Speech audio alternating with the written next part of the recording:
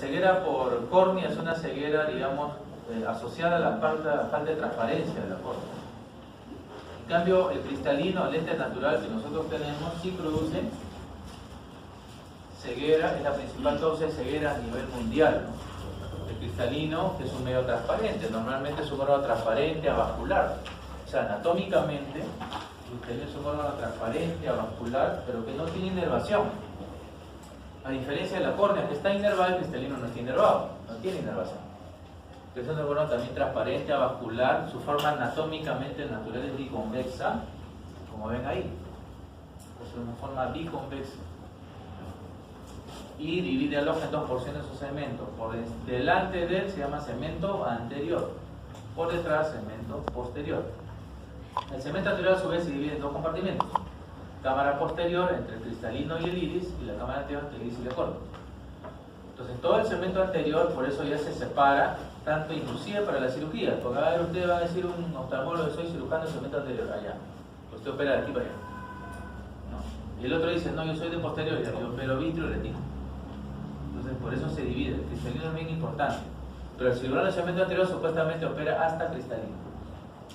Entonces es importante que este lente, vean ustedes, la forma natural es biconvexa, ¿no es cierto? Y está relacionado con ¿quién? Con el cuerpo ciliar. Aquí es el cuerpo ciliar, por parte de la uvea, a través de unas fibras llamadas sónula que lo sostienen al cristalino, está suspendido cristalino y sostenido por estas fibras sonulares o sónula, que está relacionado y adherido hacia el cuerpo ciliar. ¿Qué hay en el cuerpo ciliar? Unos pequeños músculos, que se denominan músculos de la acomodación, que son fibras estriadas, o sea, voluntarias. Yo quiero enfocar, yo quiero acomodar, entonces quiero que mi lente enfoque un objeto y hago mover los músculos acá de la acomodación, se mueve y el cristalino enfoca el objeto en la retina. La idea es que se enfoquen en la retina. Si no, obviamente va a haber acá un error probablemente refractivo. Un ojo grande es un ojo miope, entonces la imagen se forma adelante. Un ojo hipermétrope es un ojo chico, la imagen se forma atrás. Un ojo astigmático tiene error de curvatura, entonces se forman varias imágenes, o pueden ser todas atrás o todas adelante, o en la misma retina pero en diferentes ejes. De aquí el astigmatismo puede ser mixto, compuesto, o simple o puro. Y en la previsión, ¿qué hay? El músculo. El problema es el músculo de la acomodación, no es el problema de longitud axial o de curvaturas, es un problema acá. Ya por la edad, a veces ya no acomoda nuestro músculo, está endurecido y nuestro cristalino no enfoca. Entonces el cristalino es importante porque es la acomodación la que lleva a cabo, es decir, enfoque de los objetos en la retina. Está compuesta por 65% de agua, es menos agua que la córnea, que tiene 78%. El resto del cristalino son proteínas específicas alfa, beta y gamma y algunos minerales. Las vías anaerobias de la glucosa es su metabolismo, a diferencia de la córnea, que es un metabolismo aeróbico, la córnea es aeróbica, en cambio el cristalino es anaeróbico. Cualquier metabolismo de la glucosa alterado, un diabético, de hecho que va a tener problemas de cristalino. Embriológicamente es un derivado ectodérmico. Aquí están las fases de formación del cristalino, ¿cierto? Se forma una placa o placoda, una fosita, una vesícula tardía y precoz. Migran las células atrás formando una túnica vascular. Túnica vascular saliente es una arteria llamada arteria hialoidea, que cuando uno nace se cierra. Se cierra la arteria hialoidea porque se formó todo el ojo. O sea, esta arteria hialoidea sirve para hacer todo el segmento, para que se produzca el segmento posterior. De ahí que es importancia. El cristalino es la mamá del segmento posterior, se puede decir así. Pero el epitelio, obviamente, este epitelio solamente es adelante. Y atrás ya no hay epitelio en un cristalino normal. Atrás ya no hay epitelio. El epitelio de atrás se utilizó para formar la túnica vascular o arteria hialoidea. Cuando hay remanentes se denomina conducto de Croquet. Va a haber pacientes que ustedes lo van a examinar fondo de ojo, en la misma lámpara hendidura, y van a ver como un hilo ahí en el vitrio, el humor vitrio. Entonces eso es un conducto de Croquet. Entonces, embriológicamente derivado ectodérmico, histológicamente tiene estas porciones. La cápsula, muy elástica, delgada, está formada por colágeno tipo 4, se divide en anterior y posterior, máximo 10 micras de grosor, 10 micras. O sea, un décimo de milímetro. ¿no? Ni siquiera un décimo, que serían 100 micras. Un centésimo de milímetro, o sea, el máximo de grosor de la cápsula anterior y posterior. Es importante que esta cápsula se mantenga intacta en una cirugía. Cuando uno va a operar un cristalino no se pueden romper. Si se rompen, en este caso la posterior, es ya una complicación. Esta es bien elástica, colágeno tipo 4. Epitelio solamente una capa, como decía, por la embriología, una sola capa de células, y las fibras, que son prismas hexagonales. El cristalino tiene organizado como una especie de fibras que son prismas hexagonales. Estos prismas en forma de hexágono son largos y están dispuestos en un cristalino normal como capas de una cebolla, o sea, concéntricos, ¿no? Determinan según su densidad la corteza, el núcleo y el epinúcleo. El núcleo está más denso, estas fibras están bien cerradas, bien pegadas. En cambio las cortezas están un poquito abiertas. Pero esta es una división anatómica, histológica y anatómica. Cuando uno opera un cristalino, saca el núcleo, saca el epinúcleo y la corteza también, pero separándolas. Por eso uno tiene que saber anatómicamente qué porciones tiene un cristalino, para actuar en la cirugía y poder saber qué estamos haciendo. Si no, entonces estamos más perdidos, no sabemos qué estamos haciendo en la cirugía. Por ejemplo, aquí están histológicamente los prismas hexagonales. Acá está la forma del prisma, como un hexágono, que está unido por un cemento. Este cemento es similar al cemento corneal, son derivados sulfurados, que une los prismas y hace que sean uniformes, ¿no? Un mismo índice de refracción. Por eso el cristalino es transparente, avascular y no tiene inervación, a diferencia de la córnea, que es cilíndricamente inervada, ¿no? Esto es importante en la anatomía quirúrgica, ¿no? Saber que hay un núcleo, hay un epinúcleo y una corteza. Así están dispuestas las fibras como en capas concéntricas. La fisiología hemos hablado ya de la acomodación, es la capacidad que tiene el cristalino de cambiar de forma y enfocar los objetos en la retina. ¿Cómo examinamos un cristalino? Con nuestra linterna, una lupa también nos va a ayudar. ¿Cómo es un cristalino normal? Transparente, ¿no es cierto? O sea que se ve como una cosa negra ahí. Pero puede haber un reflejo rojo para la oftalmoscopía. Este reflejo rojo es importante porque si nosotros hacemos una luz directa con el oftalmoscopio a la retina y vemos un reflejo rojo, es porque el cristalino está transparente. Si no hay reflejo rojo es porque probablemente el cristalino está opaco. La refracción es importante porque podemos medir cuál es el poder refractivo de un cristalino normal de 20 dioptrías. Es el segundo órgano refractivo. Primero es la córnea, 43. Luego viene el cristalino con 20. En promedio, ¿no? O sea, si ustedes han visto una cirugía de cristalino, o sea, una catarata, que es la patología más frecuente, vamos a ver que el cirujano dice, dame un lente 19, dame un lente 20 y medio, dame un lente 22. Algunos usan ya multifocales, ¿no? En algunas clínicas son muy sofisticados, pero tienen que hallar la refracción. Entonces yo le pido una biometría al paciente antes de operarle, le digo al médico que hace este examen, ya hállame la biometría de este paciente, poder 21.5.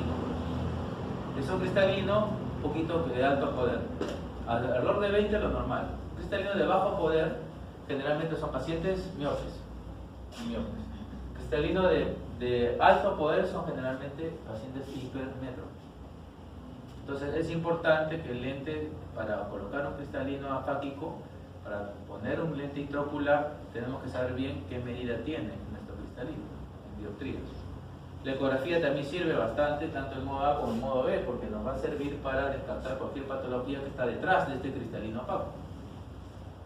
Esta es la acomodación, ¿no? Capacidad de enfocar los objetos mediante el uso de estos músculos y las células que actúan sinérgicamente. Esta es una ecografía, cristalino normal. Luego ustedes acá más grueso por el epitelio, ¿no? Tiene un epitelio anterior y posterior no hay nada, está la cápsula, está un poco opaca la cápsula posterior.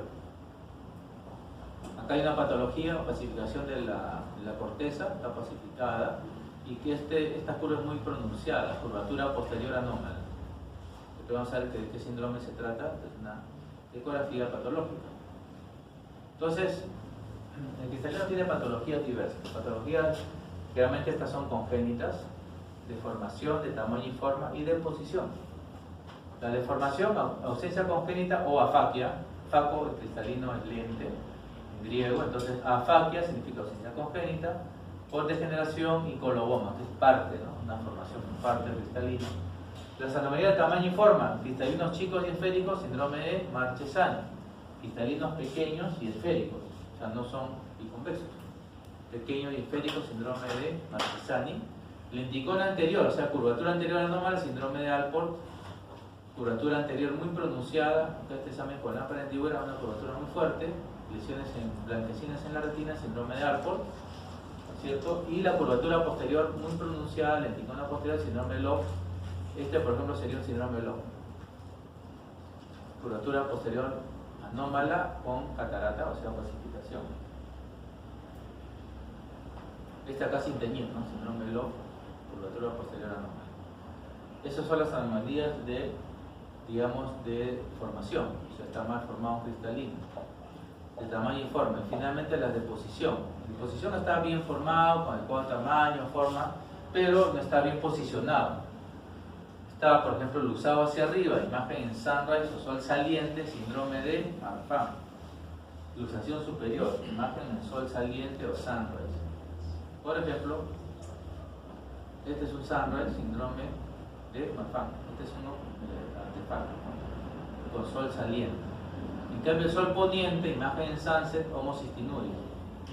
El sol que cae, ¿no? Imagen en sunset, la homocistinuria, que es un trastorno de aminoácidos, ¿no? Este es un artefacto.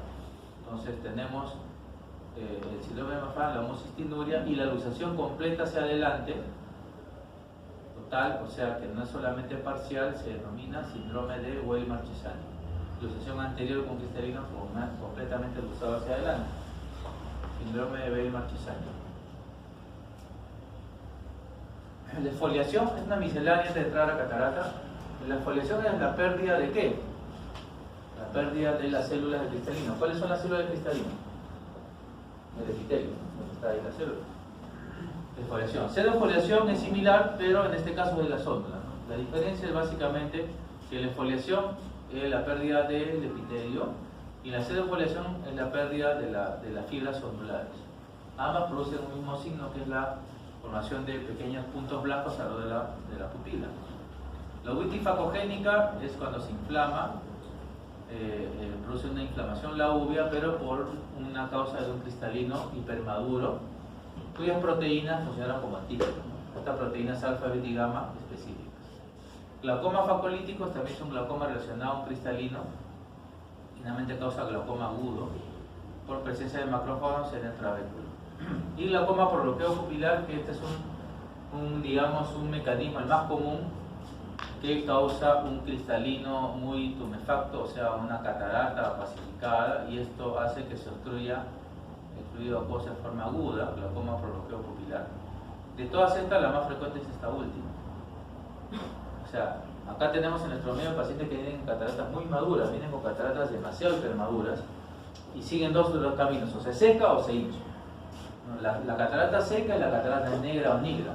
En cambio, la blanca es la catarata hinchada, ¿no? Que se hincha porque ingresa agua, se hace tumefacta y bloquea la pupila y causa un glaucoma. Esta es la causa más frecuente en misceláneas de cristalino. Finalmente tenemos que es catarata. La catarata sí, efectivamente, es la causa de ceguera más frecuente a nivel mundial. Sigue siendo la primera causa de ceguera en el Perú. Es la catarata la definición opacidad de cristalino. Toda opacidad. Es la primera causa de ceguera a nivel del Perú y del mundo. Y se produce porque las proteínas específicas de este cristalino alfa, beta y gamma se hidrolizan y se aglutinan, o sea, se degeneran. ¿Y por qué se degeneran? Básicamente porque se pierde su capacidad de captación de los radicales libres. Entonces se forman por envejecimiento los radicales libres, productos de desecho, y no son captados. Entonces estas proteínas específicas se hidrolizan y se aglutinan por estos radicales libres, los degeneran. En consecuencia ya pierde su transparencia el cristalino, ¿no? En este caso las fibras. Aquí ven ustedes una catarata madura que ha seguido el curso de ser blanca, ¿no? Probablemente aquí se dematiza, se hincha y va a bloquear la pupila. Esta pupila no está bloqueada por la catarata todavía, es una farmacología. Se le ha puesto gotas para examinar y para tomarle la foto correspondiente de una catarata hipermadura. En este caso hipermadura, no pasa la luz hacia atrás.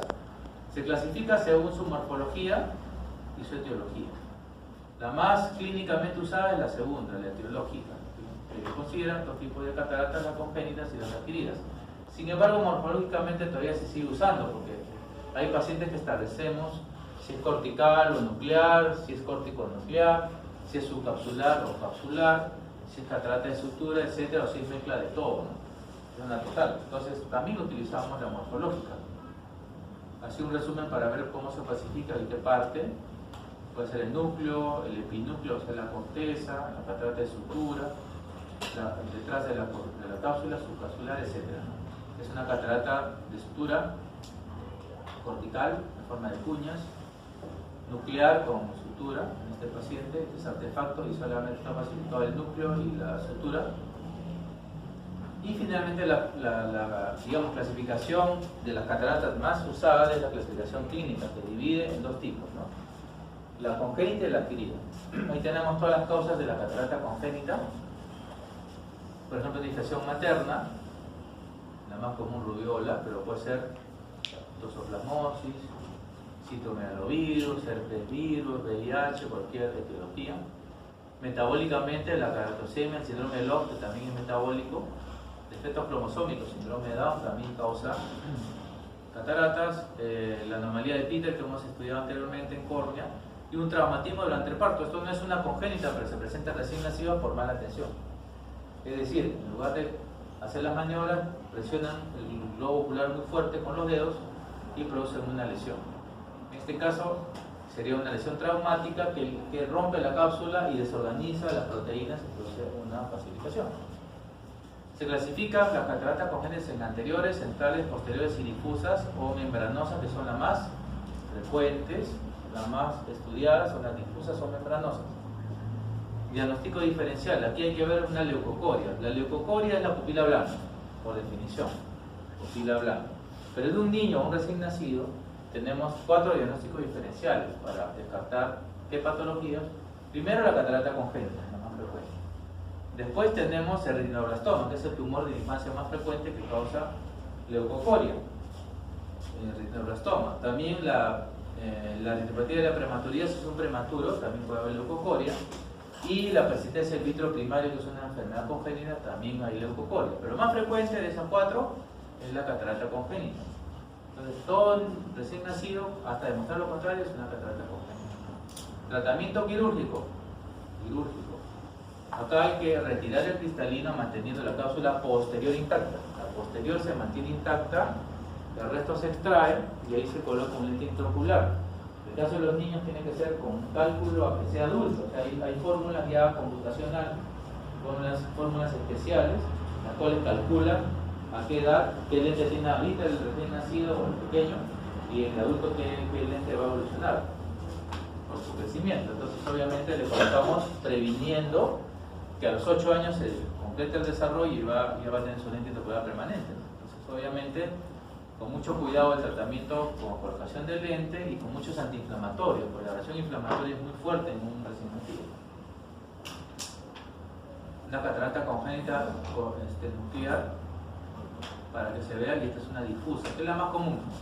La más común es la catarata difusa o membranosa. Un retinoblastoma, ¿no? Acá hay vasos. Esto no es una catarata, es un retinoblastoma, que es el tumor de la infancia más frecuente. Es un tumor maligno, dependiente de la retina, maligno. Es el tumor de la infancia más frecuente y pues maligno, puede causar muerte del paciente. Por eso el tratamiento es oncológico. Inmediatamente referencia a un centro oncológico, el INEN en este caso, si estamos en el ministerio, para que trate el paciente.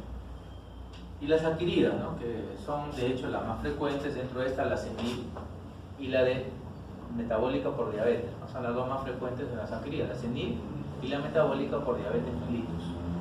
Estas causas determinan a su vez la clasificación de las cataratas adquiridas: metabólica, tóxica, traumática y senil. La más frecuente, la senil. Tiene estos grados la senil, de acuerdo a la agudeza visual. En este caso se recomienda operar a partir de moderada, madura y hipermadura, o sea, agudeza visual 20-70 o menos es leve, moderada de 20-70 a 20-200, madura generalmente de 20-200 a 20-400 o 40 dedos a 2 metros, hipermadura ya menos de agudeza visual de 40 dedos a 2 metros. Usualmente no mejoran con los ojeres enopeicos, no mejoran, quedan ahí, ¿no es cierto? Entonces hay que estudiar. Si vemos que hay una opacidad cristalina, pues hay que operar. Por eso la senil es la más frecuente. En el Perú existe más o menos al año, se operan entre 2.000 a 3.000 cirugías. Sin embargo, hay más de 5.000 a 6.000 ciegos cada año por catarata. Entonces ya hay un déficit, de ahí se opera un tercio.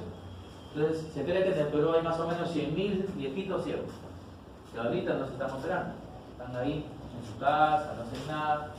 Están ahí, muchos de ellos tienen todavía edades productivas, 65, 70, 75 años. No están pues tan ancianos, no se les pueden, sino que están ciegos y no tienen acceso a una cirugía. Por eso es importante las campañas, ¿no? Tener bastante colaboración en la población y también en el sistema de salud para que se pueda siquiera bajar un poco la tasa de ceguera. Luego las metabólicas por diabetes, ¿no? Acá la catarata es subcapsular posterior, diabético. La tóxica, ejemplo típico por corticoides. Muchos pacientes, uno no sabe por qué tienen catarata y tienen 40 años. No tienen antecedentes de ninguna enfermedad, ni traumatismo, ni nada. Sin embargo, son catarata y resulta que usaban corticoides. Por cualquier tipo, o sea que tengan asma o que tenían una enfermedad alérgica, o de repente lo trataron en algún momento por algo y le dieron corticoides, pues hizo a la larga una catarata. En este caso el corticoide después desorganiza las proteínas específicas, ¿no? Paciente joven, sin antecedentes sistémicos, pensar en cataratas tóxicas, el uso de mióticos, exposición a rayos UV, rayos X, rayos ultravioleta, pacientes que salen bastante al aire libre, que tienen una vida muy activa, exploradores, etc., ¿no? Pueden tener cataratas también por UV. El tratamiento quirúrgico, obviamente, ¿no? Acá en el Perú la técnica más común es extracapsular.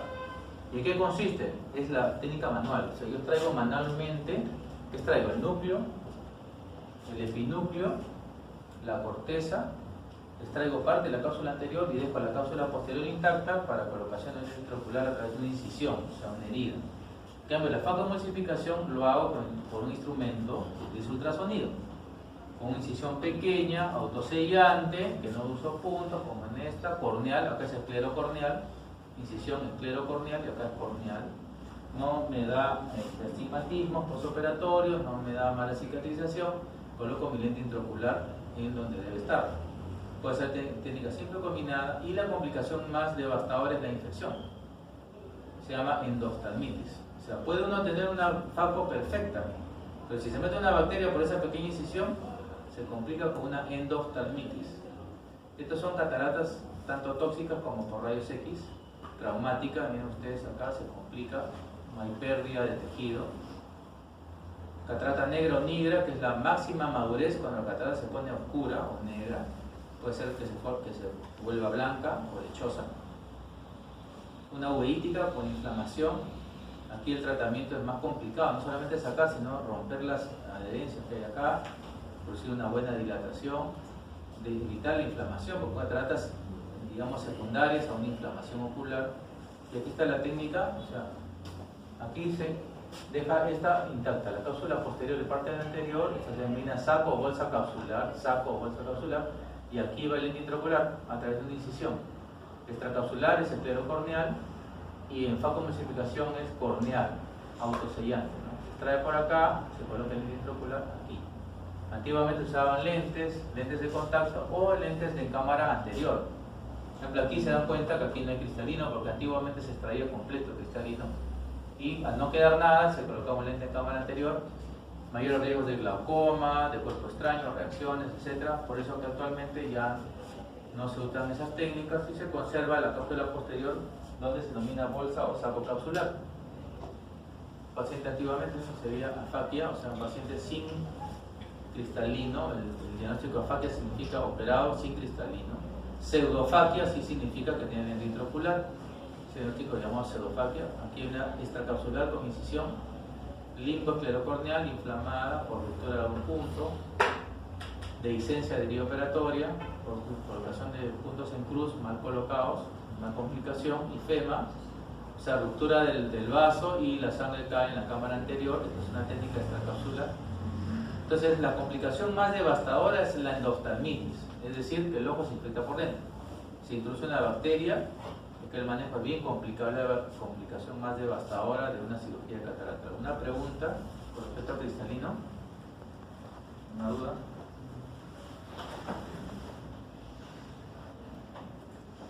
Entonces, la catarata es la primera causa de ceguera a nivel mundial. La segunda causa es el glaucoma o los glaucomas. Glaucoma o los glaucomas. La segunda causa de ceguera a nivel mundial. En el Perú también es la segunda causa de ceguera. Uno de los primeros diagnósticos en el hospital de Hipólito Yrigoyen, donde estoy yo, es el glaucoma, es la segunda causa. La primera es trastornos de la refracción, la segunda es catarata y la tercera es glaucoma. Entonces, es el tercer diagnóstico, sin embargo, la segunda causa es ceguera. ¿Qué es el concepto? ¿Qué cosa? El glaucoma no es una enfermedad, es una serie de enfermedades. Son varias enfermedades que tienen en común tres signos. Por eso se denomina los glaucomas. ¿No es cierto? El primer signo es el aumento de la presión del ojo, o la presión intraocular. Está determinada por el humor acuoso, la presión intraocular. ¿Cuál es el valor normal de la presión intraocular? De 12 a 21 milímetros de mercurio. Es el valor promedio. En algunos textos pueden encontrar de 10 a 20, de 8 a 20, ¿cierto? De 12 a 21 es un término latinoamericano usado por un investigador argentino llamado Sanpaolesi, el cual se dedicó toda su vida y sus hijos actualmente a investigar esta especialidad de glaucoma. Entonces ellos se han encontrado en latinoamericanos haciendo estudios multicéntricos que 12 a 21 es el valor en latinoamericanos. Más de 21 milímetros ya se supone que es una hipertensión ocular.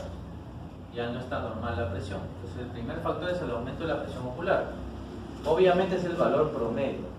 Si queremos encontrar el valor promedio, ¿qué hacemos? Le tomamos una curva de presión al paciente, ¿no es cierto?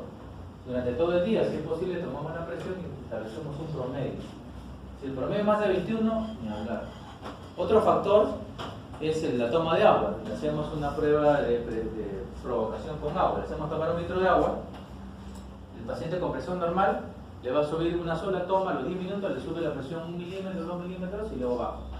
Es un paciente que estamos sospechando de presión ocular elevada, le damos el agua y va a quedarse alta durante por lo menos 3 o 4 tomas. Entonces no hay tolerancia al agua. Luego también el grosor corneal. Una córnea normal, ¿cuánto tiene el grosor? Central. ¿Cuánto dijimos en la clase de córnea? 540, ¿no? 540 micras. ¿Qué pasa si es una córnea delgada? Tenemos córneas de menor de 540. El valor que le encontramos de presión tenemos que aumentarle según una tabla. Llegando inclusive a córneas de menos de 500 micras, aumentarle hasta 7 milímetros de mercurio la toma del paciente. Tenemos una córnea de 490 micras de grosor y una presión de 20, pues subimos a 27 y es una hipertensión. Por el contrario, una córnea gruesa de más de 540 micras hay que bajarle, ¿no? Tenemos, por ejemplo, un paciente con 23 de presión y una córnea de 600 micras que hay de grosor, pues obviamente ahí le bajamos 7, ya no tendría 23 sino 17 o 16. Entonces ya pues lo corregimos con el grosor corneal. Entonces los factores que inciden sobre la presión del ojo son básicamente el grosor corneal, ¿no es cierto? La provocación con agua que tenemos que hacerle, el tiempo del día que tomamos la presión.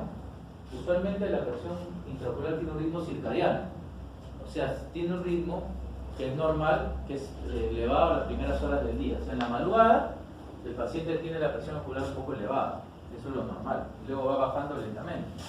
Entonces hay que tomar en cuenta esos factores para la toma de presión del ojo, la presión intraocular. El humor acuoso tiene que ver en el mecanismo del flujo normal de determinar la presión del ojo.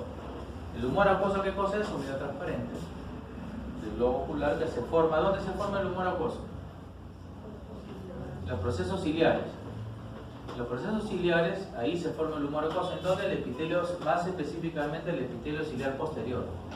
Perdón, el epitelio no pigmentado.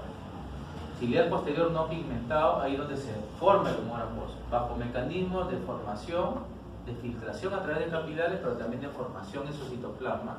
Ahí interviene una enzima llamada anhidrasa carbónica, que es importante para la formación de este humor acuoso. Inhibimos la enzima anhidrasa carbónica, la inhibimos, entonces no va a haber producción. Hay medicamentos inhibidores. En este caso, si no lo inhibimos, va a seguir produciendo su humor acuoso, el cual tiene una dinámica de circulación del humor acuoso. Determina la presión y va de la cámara posterior a la cámara anterior, tiene una circulación normal. Así como estas flechas, o la pupila hacia el ángulo irido corneal. Este ángulo irido corneal aquí se encuentra el drenaje más importante, que es el 90%, la vía clásica. La vía no clásica o alternativa es la vía directa o bulboescleral. Va de acá del cuerpo ciliar directamente al espacio supracoroideo y en un pequeño espacio, ahí va. Es el 10% de todo el drenaje. El 90% estaba por la vía trabecular, así se llama, trabecular. ¿Por qué se llama trabecular? Porque en la esclera hay una parte especial donde hay células acá pigmentadas, trabeculadas, o sea, como orificios, se denomina malla o retrabecular. Por ahí es el drenaje del 90% del humor acuoso. Mayormente la etiopatogenia entonces de la presión alta va a variar según sea el origen, pero básicamente es por drenaje, ¿no? O sea, acá se ubica el problema. No hay buen drenaje, pues entonces la presión aumenta. Se forma normal, circula bien, pero no hay drenaje adecuado. En la mayoría de casos, en los glaucomas más frecuentes. Luego va el canal de Schlemm y los canales de recogida que están ubicados en esclera también. Más raro que hubiese patología acá, puede haber igual acá. Patologías generalmente vasculares, hemorragias, vasos sanguíneos acá que obstruyen, entonces pasa por acá pero se queda acá, entonces aumenta la presión. Entonces la dinámica del humor acuoso, que tiene un ritmo circadiano de producción y de drenaje, va a determinar la presión intraocular, ¿no es cierto? La etiopatogenia entonces de los glaucomas, de los diferentes tipos, va a variar según sea el ángulo ilido-corneal normal o cerrado. En caso del ilido-corneal normal, aquí el problema es, como le decía, en la malla trabecular, aquí. No hay buen drenaje. En cambio, cuando el ángulo es cerrado o estrecho del ángulo ilido-corneal, o sea, menos de 30 grados de amplitud, acá lo normal es que sea de 40 a 45 grados de amplitud, que no es normal. En cambio, el ángulo cerrado y ilido-corneal es menos de 30 grados. Aquí el problema es mecánico, ¿no? Acá el humor acuoso no puede drenar porque está tapado, está estrecho acá, ¿no? Entonces aquí no es el problema acá, sino es en el drenaje, el ángulo es muy cerrado. Eso determinará que la presión ocular aumente en cualquiera de los dos casos, y eso ocasionará que una muerte celular de las fibras que componen el nervio óptico. El nervio óptico está compuesto por qué células. Células ganglionares, ¿no? Por los axones, las células ganglionares. En la retina, ¿no? La retina tiene tres tipos de células: las bipolares, los conos y bastones, las bipolares y las ganglionares. Las ganglionares o tercera neurona, sus axones forman el nervio óptico. Entonces, si el nervio óptico es el que va muriendo estas fibras, se denomina apoptosis. La principal teoría es la hipertensiva, ¿no? O sea, la presión ejerce un mecanismo así, la presión ocular elevada, presiona y se van muriendo las células. Pero se ha visto que hay pacientes que tienen la presión normal y tienen glaucoma. Entonces la teoría vascular y tóxica reemplaza esos casos. Mala regulación de los vasos, pacientes por ejemplo migrañosos, hipotensos, con mala circulación vascular. Teoría tóxica, la presencia del glutamato, que es un neurotóxico en altas cantidades, pacientes con enfermedades degenerativas, con enfermedades como la diabetes también, enfermedades degenerativas nerviosas, etc. También pueden tener glaucoma por el acúmulo de tóxicos como el glutamato. La mayor parte son hipertensivos, o sea, presión alta, pero también hay pacientes vasculares y neurológicos que pueden también tener glaucoma. Entonces va a variar la etiopatogenia según sea el ángulo ilido-corneal normal o a vía cerrado o estrecho. ¿Cómo diagnosticamos los glaucomas? El segundo signo de los glaucomas es la degeneración y excavación del nervio óptico. Degeneración y excavación del nervio óptico es el segundo signo de los glaucomas. Y eso también se ve con los diagnósticos que vamos a tener. El tercer signo de los glaucomas es las escotomas, o sea, la disminución del campo visual. Usualmente las lesiones del campo visual son patognomónicas de los glaucomas y son de tipo periférico. Al final la ceguera por glaucoma se va estrechando hacia el centro, pero es inicialmente periférico. Entonces aquí tenemos el diagnóstico, ¿no? ¿Cómo utilizamos una linterna de lámpara hendidura, por ejemplo, para los glaucomas? No va a servir para medir el ángulo ilido-corneal. O sea, queremos saber si es amplio, o es normal, o es estrecho o cerrado. Con la lámpara hendidura, eso se llama el método de Van Herring. El método de Van Herring nos va a servir para hallar la amplitud del ángulo ilido-corneal. Estos son 4 grados. Encontramos el primer grado, el más estrecho, el grado 4 es el más abierto. Con una linterna también podemos aproximarnos, hacer una imagen. Miramos al paciente al frente con una linterna al costado y si pasa la luz al otro lado de la pupila es una cámara amplia. Eso nos va a servir como un aproximado. De ahí la lámpara hendidura para hacer el McFerrin, y de ahí, si que tenemos dudas, mejor le hacemos una gonioscopía. Es el mejor método para encontrar la amplitud o cierre del ángulo ilidocorneal. Son cuartos grados, en este caso es un grado abierto, grado 4, el grado 1 es el grado más estrecho, y la gonioscopía es un lente de contacto. Se coloca en la córnea y vemos acá las estructuras del ángulo ilidocorneal. Si vemos las 4 estructuras, es un ángulo abierto. Si vemos solamente una, es un ángulo cerrado. Entonces lo único que vemos es la línea de Scholl. Y las otras 3 veríamos que es el espolón escleral, la banda de pigmento trabecular y los procesos iridianos. Lo veríamos en un grado 4 o de máxima amplitud. Entonces, si queremos saber el ángulo, mejor le hacemos su gonioscopía y vemos las características del ángulo acá, para establecer si es abierto o es estrecho o cerrado. Eso es importante. Ahora mucha gente ya no quiere hacer gonioscopías. Ahora ya les piden a veces exámenes más sofisticados como una tomografía de cemento anterior. Ahí les hacen un análisis del ángulo, etcétera, en 5 decimales por lo menos. Pero la gonioscopía es útil porque acá uno lo está viendo, no es que la máquina, sino uno mismo ve las estructuras, ¿no? La tonometría es el examen para encontrar la presión del ojo. Hay varios tonómetros. El tonómetro más común que se usa es el tonómetro de aplanático o de aplanación, que está adherido a la lámpara de hendidura. Contacta la córnea. Hay el tonómetro de aire o de no contacto que no la contacta y es útil también porque tiene cierta aproximación, pero el más preciso es el tonómetro aplanático. Existe la tonometría de Schott, que se utiliza sobre todo en pacientes echados, que están echados en cama o se van a operar y tenemos que tomar la presión por el paciente echado, el tonómetro de Schott. Entonces, el estándar por el momento es la tonometría aplanática, luego viene la tonometría de aire y finalmente la tonometría de Schott. La oftalmoscopía o fondo de ojo nos va a servir para el segundo signo de los glaucomas, que es la degeneración y excavación del nervio óptico. Es un papila óptica o cabeza del nervio óptico con los signos de degeneración y excavación. ¿Cuál es el signo más frecuente, más importante? Aumento en la relación copa-disco es un signo el más importante de la degeneración y excavación. ¿Qué cosa quiere decir esto? Esta excavación normal es más del 40% del todo el área del disco, más del 40%. O sea, la relación copa-disco es mayor del 40% o 0.4. En estos casos ya estamos ante una papila prácticamente sugestiva del glaucoma, ¿no? En este caso es una relación copa-disco bastante grande, porque este es todo el borde del disco y acá está el borde de la copa, o sea, más del 70%. Una relación 0,7 o más, y ya es altamente sospechoso del glaucoma. O sea, el signo más frecuente de la degeneración y excavación aumenta la relación copa-disco. Luego tenemos hemorragias peripapilares, vasos en bayoneta, así le llaman, que desaparecen y aparecen. Anillo nervo-retinal irregular, es un anillo. Este anillo está dado justamente por el borde de la copa y el borde del disco. Es irregular, acá más ancho, está más angosto, acá otra vez más ancho. Esta irregularidad también nos hace indicar sospecha de glaucoma. Estos vasos en bayoneta, o lo que le llaman notch, ¿no? O sea, vasos en escotaduras, ¿no?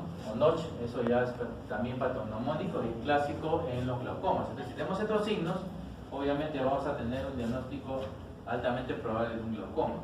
¿Qué nos faltaría? Los cambios del campo visual.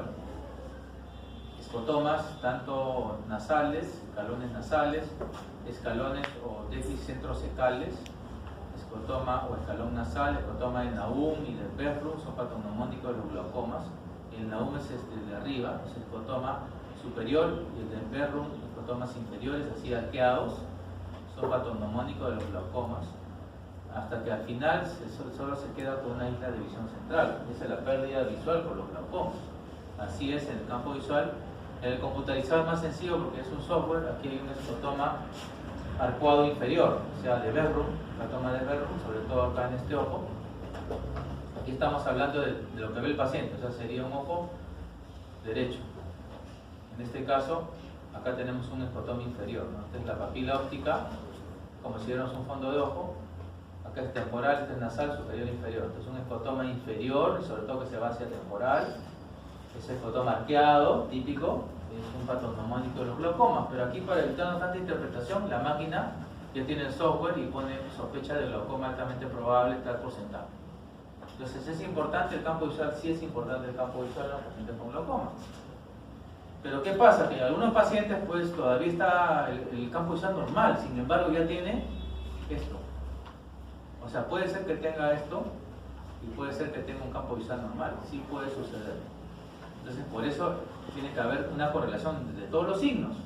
Si el paciente tiene presión elevada, ocular elevada y degeneración y excavación y el campo visual es normal, por ejemplo, sí tiene glaucoma pero todavía no tiene daño, se llama preperimétrico, o sea no hay daño todavía en el campo visual.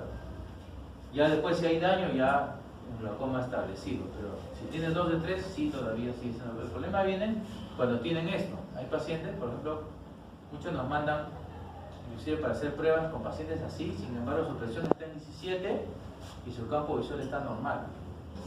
Así que esto todavía no es un glaucoma, es una copa disco sospechosa, una megapapila o algo por ahí, pero no es todavía un glaucoma porque la presión está normal y el campo visual está normal.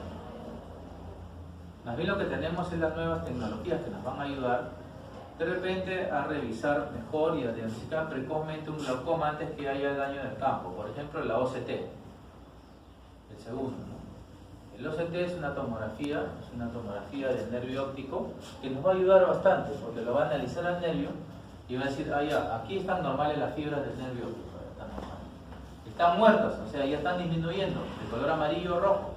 Sospechoso de glaucoma, si tiene presión alta, ni hablar. Ya tiene 2 de 3 y ya tiene que haber inmediatamente un tratamiento, aunque el campo visual todavía esté normal. Por eso hay que tener siempre una correlación. Pero el OCT es la actual, digamos, tecnología que es muy importante y que nos da diagnóstico precoz de muchos de los glaucomas.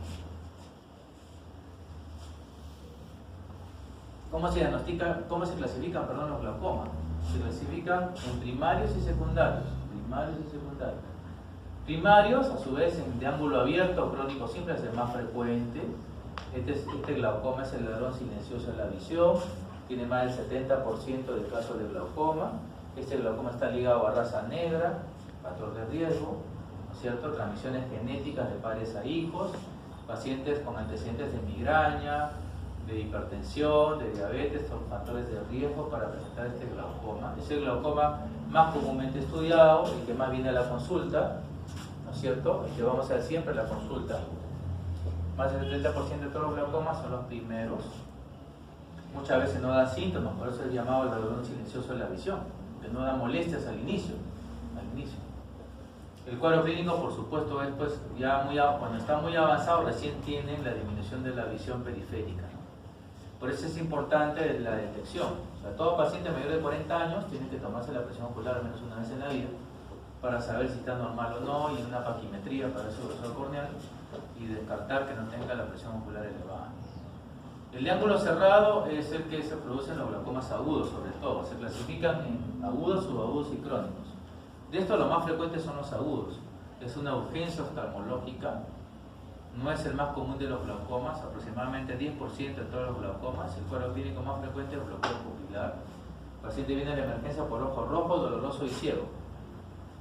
Ojo rojo, doloroso y ciego, y duro, porque a veces podemos tocarlo, hacer una digitopresión y el ojo está tenso. Es probablemente, hasta no demostrar lo contrario, un glaucoma agudo de ángulo cerrado. Los subagudos y crónicos son de más difícil diagnóstico, porque son gente que viene por cierres, se vuelve a abrir el ángulo, se vuelve a cerrar el ángulo. Entonces es bien complicado el diagnóstico de las formas de tipo subagudas y crónicas. El congénito se clasifica según su severidad en leves, moderados y severos. El severo o buftalmos es el ojo de buey, son niños que tienen el ojo muy grande.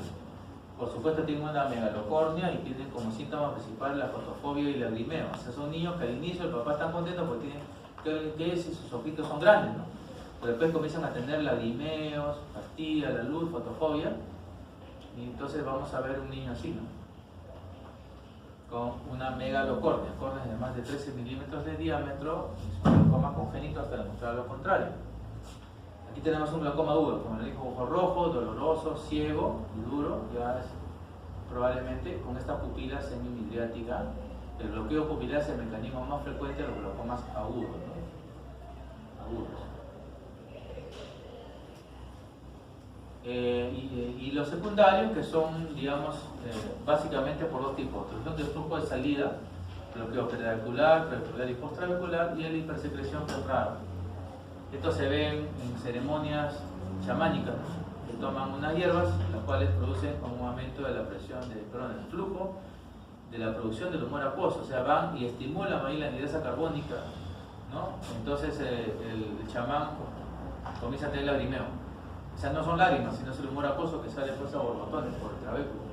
Entonces exagera y ya pues se le ve que parece que estaría llorando, pero ya tiene una hipersecreción. Son glaucomas secundarios. Lo más raro, esto de acá son básicamente el 10% del total de los glaucomas, son los glaucomas secundarios. Es un glaucoma secundario traumático, que es una desinserción del iris, traumatismo, sinequias. Glaucoma secundario traumático, uveítico, inflamación de la uvea. Aquí el humor acuoso está como turbio, ¿no? Se llama fenómeno de Tyndall, ¿no? Cuando está turbio el humor acuoso. Y tenemos la forma clínica de los glaucomas, que son formas secundarias. Esto solamente el primero, que es una forma de glaucoma primario. Estos son glaucomas secundarios. Y glaucoma más, digamos, dentro de la forma clínica, es el glaucoma de presión normal entre comillas, ¿eh? ¿Por qué? Porque la presión de este paciente específico es normal, pero le está produciendo los otros dos signos. O sea, su nervio óptico está degenerado, está excavado y está teniendo cambios en el campo visual. ¿Por qué? Porque para el resto de pacientes el 95% es normal, para ese paciente es elevada la presión. Está escapando de la campana de Gauss, ¿no? Entonces, obviamente aquí hay que tratarlo como cualquier glaucoma crónico, simple, pero bajándole más la presión, la que tiene, hay que bajarle más todavía. El resto son formas secundarias de glaucomas, afáquicos y pseudofáquicos, glaucomas facogénicos, o sea, significa esto que es por el cristalino, como esta es toda la patología que puede causar un glaucoma, ¿no? Por obstrucción del flujo del humor acuoso, el faco anafiláctico, por sensibilidad, facolítico y exfoliativo. Son glaucomas secundarios a un cristalino patológico. Este es un glaucoma de tipo afáquico, o sea, no hay cristalino. El paciente con trauma ocular se le extrajo el cristalino, pero ha quedado con un glaucoma porque aquí se abombó el iris y cerró el ángulo. El iris bombé, ha hecho este iris a la bombarse y cierra el ángulo iridio corneal. Lo estrecha más, ¿no? Glaucoma pseudofáquico, lente en cámara anterior, lente intraocular en cámara anterior, aumento de presión porque acá no hay muy buen drenaje, ¿no? Está mecánicamente obstruyendo el drenaje del humor acuoso. Glaucoma facogénico por una catarata intumescente, o sea, una catarata hipermadura, blanca, ¿no? Está hinchada, bloquea la pupila, es un bloqueo pupilar, en consecuencia un glaucoma facogénico, un secundario. Aquí el aumento de presión es porque acá no obstruye, pues obstruye el humor acuoso, perdón, ¿no? Entonces no circula bien el humor acuoso ahí. El glaucoma neovascular, otras formas clínicas, neovascular por rubiosis, o sea, neovasos, pacientes diabéticos con bloqueo de rama central de la vena central de la retina, etcétera, pueden producir neovasos, o sea, rubiosis, y ahí no drena. Glaucoma maligno por bloqueo cilio-lenticular, ya muy raro. Glaucomas traumáticos por sangre, recesión de cierre de sangre. Uveitis por inflamaciones. El glaucoma tumoral. Aquí el tumor más frecuente que produce glaucoma es el melanoma, porque es un tumor del cuerpo ciliar, es un tumor del iris sobre todo, ¿no? El cuerpo ciliar, raíz del iris también. Entonces estos melanomas pueden obstruir el drenaje del humor acuoso, glaucoma tumoral, y finalmente el glaucoma por corticoides, que es un glaucoma secundario por iatrogenia, ¿no? El uso de corticoides también, como decía anteriormente, puede bloquear el drenaje, o sea, cierra el trabéculo y no hay drenaje del humor acuoso. Glaucoma rubiosis, por rubiosis en el iris. Glaucoma facogénico, en este caso traumático, también por una luxación de cristalina hacia adelante. Uveítico, por presencia de una uveitis que hace que esta pupila se cierre con el iris, se pega, sinequias, se pegan y no dejan que drene el humor acuoso. Esta es una uveitis heterocrómica de Fuchs. Ven ustedes acá un iris de un color y un iris de otro color. El que tiene glaucoma es este iris, ¿no? El iris de color verde. ¿Por qué? Porque aquí hay una pérdida del pigmento, o sea, la persona se va quedando progresivamente con un iris de color más claro, más claro, más claro. Entonces, uveitis heterocrónica de Fuchs, el que está con glaucoma es este poco derecho. Tumor, esta es una gonioscopía para que vean un melanoma, ¿no? Es el tumor más frecuente que produce glaucoma secundario. Esta es la pieza operatoria porque son tumores malignos, hay que sacar completamente el globo. Y finalmente el tratamiento de los glaucomas. El tratamiento, el objetivo es bajar la presión. O sea, ¿yo para qué trato un glaucoma? Para bajarle la presión. En casos excepcionales, menos frecuentes, el tratamiento primario quirúrgico. Acá están los casos especiales: el primario de ángulo cerrado, los bloqueos angulares y los congénitos infracogénicos, el tratamiento de esa operación. Pero en el resto de glaucomas, incluyendo el glaucoma primario, ángulo abierto, crónico simple, el tratamiento es médico. Y aquí están todas las drogas que producen baja de presión. Baja de presión. Estos son sistémicos, estos dos son sistémicos y estos son tópicos. Tópicos, estos también son tópicos. Todos estos son tópicos y sistémicos son los hiperosmóticos y los inhibidores de anhidrosa carbónica, que también se da por vía oral. Entonces, todos estos tratamientos, el objetivo es bajar la presión. El gold estándar actualmente es las prostalandinas, porque bajan la presión hasta un 30-40% de la basal, ¿no es cierto? Y estimulan el drenaje y inhiben la producción. Actúan a dos niveles. Se puede asociar con un betabloqueador que produce inhibición de la producción, la transnormotimolol, una buena alternativa. Se puede añadir brimonidina, etcétera, etcétera. Se puede hacer combinaciones con la finalidad de bajar la presión intraocular. Tratamiento quirúrgico, este es, digamos, el más común, es la trabeculectomía, glaucoma primario ángulo abierto, es el glaucoma más frecuente. Es digamos, uno hace una comunicación de dentro hacia afuera del ojo a través de una ampolla filtrante, y ahí está el resumen del tratamiento quirúrgico y los nuevos tratamientos brindando la neuroprotección necesaria en los casos en los cuales hay glutamato en exceso o hay una mala circulación. La motrigina, agonista del glutamato. Nimodipino, bloqueador de canales de calcio que mejora la circulación. O sea, el nimodipino te mejora la circulación y el glutamato, la motrigina te bloquea el glutamato. Son tratamientos que dan también neuroprotección para evitar la excavación y degeneración del nervio óptico. Una iridectomía es una apertura del iris con la finalidad de que el humor acuoso pase por acá, y este bloqueo pupilar ceda, ¿no? Pueda pasar el humor acuoso por acá y pueda drenar. Si no, no tiene por dónde pasar y este ángulo se puede cerrar mal. Esta es la trabeculectomía finalmente, para que vean cómo se hace una cirugía en un paciente con glaucoma crónico de ángulo abierto. Es una ampolla, ¿no? Acá está el humor acuoso, que viene de afuera para adentro, es llevado por las arterias o venas de la conjuntiva a la circulación sistémica. Esto hace que la presión intraocular baje a niveles tolerables y que no ocurra los otros dos signos de los glaucomas, ¿no? ¿Alguna pregunta con respecto al glaucoma?